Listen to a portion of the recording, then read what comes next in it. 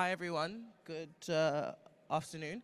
So I have the pleasure of sharing with you sort of the opportunity that the Startup Acts present for founders, investors, both who are currently on the continent as well as who are looking to invest on the continent.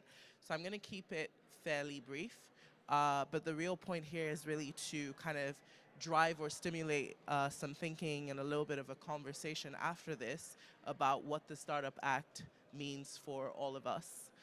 So I've got some quick slides, which hopefully will come up shortly, and we'll go through that. So I'm managing partner at, thank you, at an early stage fund called Innovate Africa Fund. And what we do is we aim to write somewhere around first checks for founders that are solving some of the continent's most critical challenges. So the idea is like, how can startup acts create a kind of blueprint for Africa's growth? So our population, I think, as you all know, this is a statistic that we're all pretty familiar with, right? So our population is growing much, much faster than our economies are, right? So the continent's population is on track to something like double. And I think somewhere by 2100, 1 in 4 people will be African, right? That's a really interesting and powerful statistic. But it is as lethal or potentially lethal as it is potentially beneficial to the continent. And so the critical thing is that for us to be able to yield the population dividend, we have to be actually able to harness that youth population into productive work, into productive opportunities. And as a continent, innovation has been a critical driver of success despite the odds, despite the negative circumstances, and despite, I would say, some of the sort of global challenges that have affected the continent more severely than other places. So the principle of enabling additional startups, creating more startups, empowering startups to do better, to build better, to scale, to access more investment is really about creating jobs, right? It's about creating sustainable jobs, uplifting people from poverty, and really leveraging innovation, really leveraging entrepreneurship and innovation as a way to really harness on the people dividend opportunity that we have on the continent. So I've got a quick poll here. I'm not sure how engaged we all are here, but it's really a quick key question here. The Menti code, if you go to menti.com, so that's MENTI .com. I want to just do a quick poll on your thoughts around, what the most critical challenges affecting startups are. So if you go to menti.com, and if you're there, it's going to ask you for a code. So that code is going to be 8140-0209. So if you head on to menti.com and you go to, and then you just enter the code 8140-0209. Something happened with my slides, but thankfully I have pretty good memory. So is everyone at menti.com? So yeah, so if you're at menti.com, it should be asking you to, to pick one of these.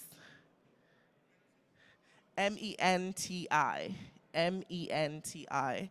So if you go to menti.com, exactly. So you can go ahead and you can kind of see what folks are thinking about the most important challenges that are affecting startups on the continent. Yeah, talk to me. Say that again. 8140. I hope I have that right. 8140-0209. So we're just taking a brief moment to sort of think about what are the biggest challenges. So I like the sort of like quick insights I'm getting from the room. So most people here think that funding and market access are some of the most critical challenges. And I find that really interesting because startup acts that we're talking about today are right on par. So I see an other. Does anyone want to tell me what their other is? Yeah. Okay, so the market size itself, right? Reality. Right, the reality of the market. Yes. Right, but the world is global, right? Increasingly. So you know, the world's your oyster, is that what they say? The whole world's your oyster. But I take your point, right? Is how do you get African startups or African businesses to be able to access global markets or to be able to distribute to global markets, right? Because the, purchasing power, distribution, all of those challenges. It's a fair point. Okay, so I appreciate, we can go back into the presentation now, but I appreciate the insights, and I want to try and connect some of these key points to the conversation that we're having, right? So we kind of talked about this, right? So bureaucracy, taxes, and our top one, access to finance, right? Which many of you chose, right? And these challenges affect how much our businesses are able to scale. Now, the principle of these startup acts that are proliferating around the continent is really to address these challenges in a sustainable way, right? It's to create enabling legislation, enabling infrastructure that will allow founders, that will allow entrepreneurs and businesses to succeed, right? So if I asked anyone today, and if there are brave souls in the room, what's one policy you would introduce to help startups in your country thrive? What would you say? Anyone want to? Okay, I think somebody has the thought here. One policy to help. I mean, it's not one policy, but I'd make some changes to labor law to make it easier to hire and fire.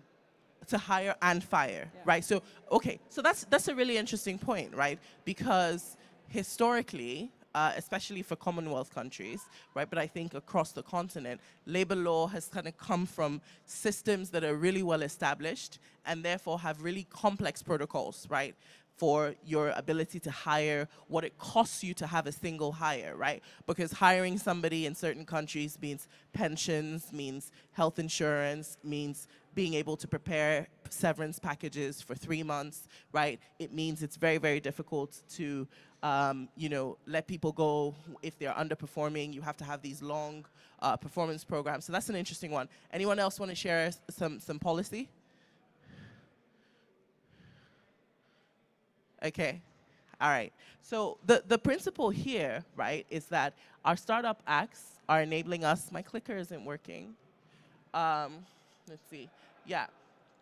So the principle here is that the startup acts are not just thinking about these policy questions from a point of view of a bureaucratic point of view. It's not just a tick box exercise. The startup acts are meant to create a blueprint that allows actually operators on the continent, entrepreneurs on the continent, to build more sustainable businesses because they're in an enabling environment, right? So say you're in a small country like Tunisia, right? And you want to stimulate technology, you want to stimulate innovation, you want to create jobs through entrepreneurship.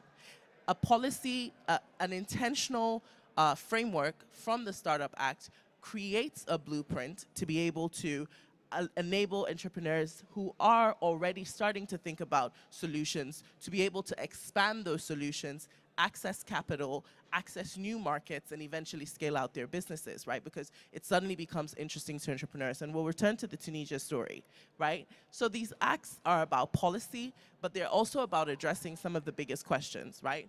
How do we create jobs? How do we diversify our economies? And how do we potentially lead global innovation? Right? If you look across the sort of like global diaspora, you see that the African diaspora is doing really interesting things. How do we create markets? How do we create, city-states and economies that allows these innovators to also do this on the continent? So if we look at the history of where we've been with the Startup Act, you can kind of see where we've passed over the past few years, right? So you can kind of see that in Tunisia, where we were talking, there's a Startup Act that was passed in 2018. And if you look at the history of the tech ecosystem, one of the things that you'll find is that Tunisia is one of the first places that we've seen interesting exits from startups, right? That's returns to investors, right? So today, South Africa has been working on and has a draft in steering committee for its Startup Act. So if you ask yourself, hey, what can I do as somebody in South Africa, as an operator in South Africa, as an entrepreneur in South Africa sitting in the room, what can I do to drive this forward? One of the key things I would say is engage with your startup act. If you're sort of sitting here and you're an operator, you're an investor, and you're thinking about, well, why do I care? What's my role in this startup act? One of the things that you need to think about is that there's innovation and there's drivers on the continent that are looking to get participants' feedback, right? So you're sitting in South Africa, you're looking at the steering committee, you're looking at the draft bill. What would make your life easier as an operator, right? As a startup founder? As an investor, what would make you more likely to put your money in a startup, in a South African startup, right? How do you give feedback? So as founders are talking to investors, they're getting feedback about what their challenges are. Maybe they're concerns about risk, they're concerns about being a closed economy. What are the special benefits or perks that a startup bill in a country like South Africa can do to stimulate more inbound investment from investors being able to take risk, particularly at the early stages, right? What are the frameworks that can be created for founders who are at the very beginning and don't necessarily have an immediate network of family and friends that can provide them with capital? Are there ways that we can support hubs? These are all of the things that you need to check that your startup bill, your country's startup bill is implementing, right? I want to quickly wrap up here, but I want to leave us with kind of like why you need to be an advocate of the startup bill in your own sort of country, right? And why you need to go check out what's going on with your startup bill. So put very simply, existing startup acts that have been passed in countries like Tunisia and Nigeria essentially specify definitions for what a startup is. And being able to be categorized, right, is essentially being seen, right? And being seen by the system is really important because you can start to get benefits. You can get tax breaks, you can get specific benefits. It also allows you to have fiscal incentives, right? So in certain countries, being classified as a startup gives you access to certain grants, to certain opportunities. Today, the UNDP's Timbuktu initiative is only being implemented in countries where there's an existing startup bill or the government is in the process of implementing a startup bill. That's bringing millions and millions of dollars to early stage businesses that are looking to, that need access to that capital to solve the problems that they're solving. So, there are challenges with implementation, of course. I don't want to go into that because we're running out of time. But I think I want to kind of sit here and kind of leave you with the importance of focusing and thinking intentionally about how do I engage, right? If you go online, every country, so because these startup acts are national projects, there's a mandate to kind of put these make these available for folks to see. So you go online, check your country's startup bill. If your country doesn't have a startup act going or have a process going, it's probably something to start to raise with your within your innovation ecosystem. Because on the whole, these startup acts will be better for entrepreneurs and will be better for innovation. Thank you so much for your time.